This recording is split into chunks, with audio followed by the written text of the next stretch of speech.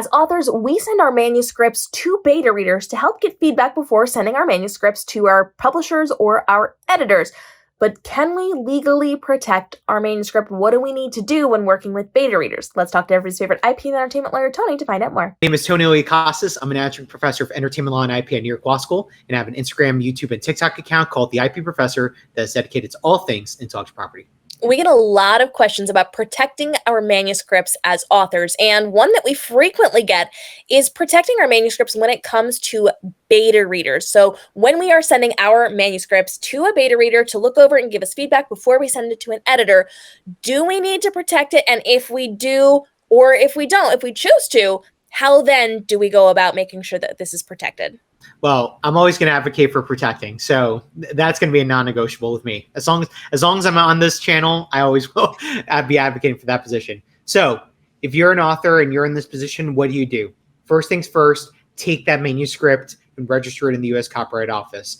Trust me, it is $50 well spent. You get a registration number, you put the world on notice that you're the copyright owner, and you're preemptively protecting your assets from any sort of infringement in the future, not just specific to beta readers, but to anyone that dares to take a copy or, rip off elements of what your book contains or what your manuscript is and repurpose it in some other form that could act as infringement-worthy behavior.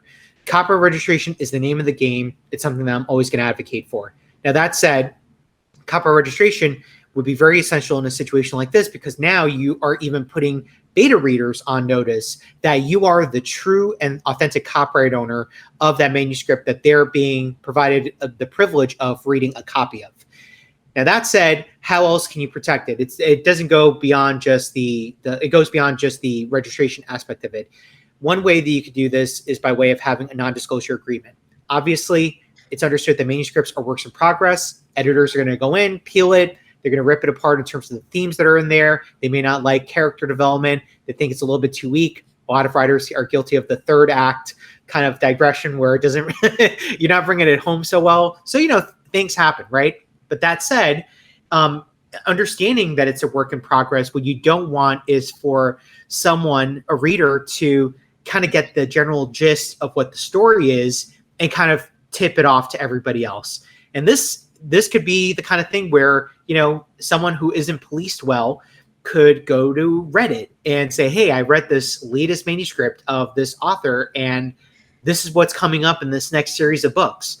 And that's the last thing you want to happen because maybe there's an element of surprise that this author wants with their book.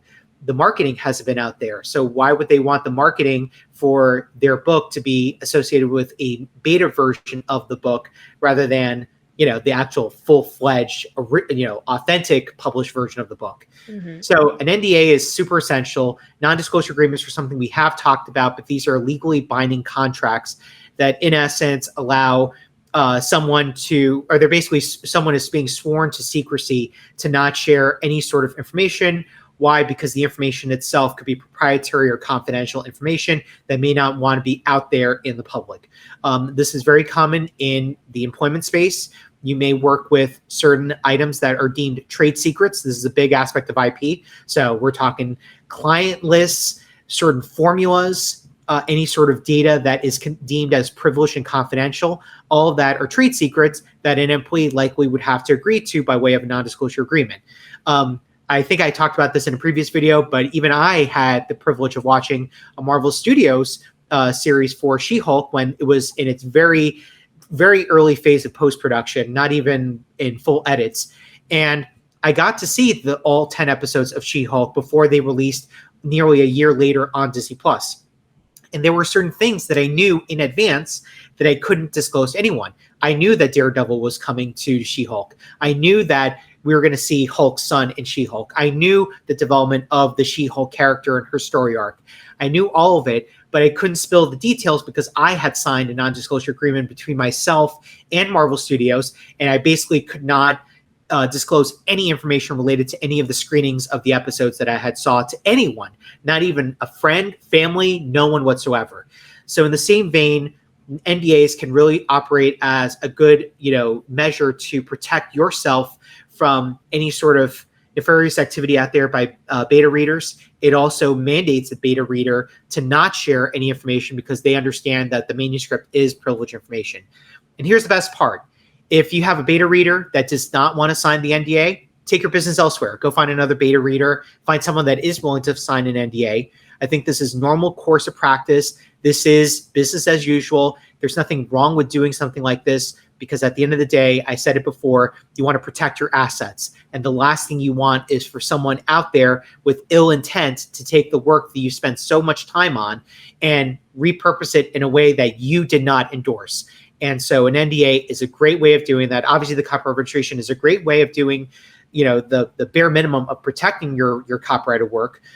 You're putting the world on notice that you are the true copyright owner, but the NDA is that protection that you're definitely going to need if you want to prevent sort of this leaking culture from happening with your specific manuscript. And I think it's important to point out that getting access to your early manuscripts is a privilege.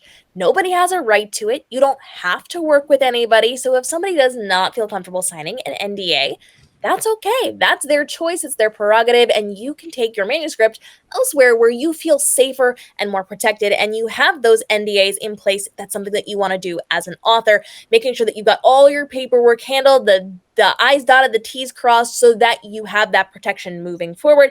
And they can feel comfortable in having the privileged access to your manuscript too, because they know what is expected of them moving forward. If you've got questions on any of this, go ahead and drop it down below. Tony's coming back for upcoming episodes on keeping us legally protected in the publishing space. And we are dropping more knowledge to help you make this your most profitable year ever as an author. So now is the time to let us know what things you need to be discussing here in our videos. And as always, you can reach out to Tony on his social media. Tony, where can everybody find you? You can find me on Instagram, YouTube, and TikTok at The IP Professor. You can check out my entertainment law podcast called Unseen. New episodes drop every Friday on Apple Podcasts, Spotify, or wherever you listen to podcasts. And if you want to talk more about NDAs or other ways that you can be protecting your manuscript throughout the process of creating your novels, go ahead and drop those questions down below. Tony's coming back for upcoming episodes, as well as other guest experts who are going to be joining us to help you navigate the world of publishing to make this your most profitable year ever with less stress and less overwhelm, because your business is working on your behalf while you're living your best life and also living out your author dreams. We'll see you in the upcoming episode.